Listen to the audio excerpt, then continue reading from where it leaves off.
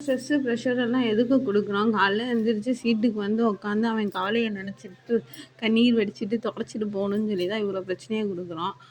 ஆனா, அவன் நல்லா வந்து டெய்லி நாட்டுக்கு இந்த பிரச்சனை இல்ல, அது பிரச்சனை இல்ல, நீ ஏதோ செஞ்சு சந்தோஷமா தான் இருக்கியான். அவனோட மொத்த மூமெண்ட்டையும் பார்த்தியான், வர்றான், உட்கார்றான், வேலைய பார்க்குறான், போறான். வேற எதுவுமே தெரிய மாட்டேங்குது அவனோட ஆக்டிவிட்டீஸ்லாம்.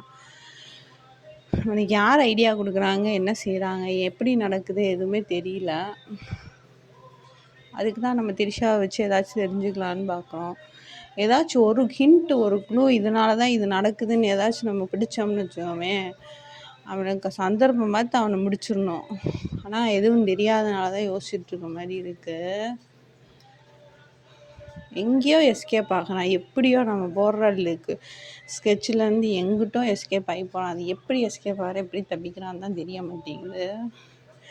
பேசாமல் அவன் ஏதாவது செய்யாத தப்ப செஞ்சான்னு சொல்லி போட்டு அவனே வாயை விட்டு கிளற விட்டு வளர விட்டு கத்தி ஏதோ விஷயத்த மாட்டினா தான் உண்டு.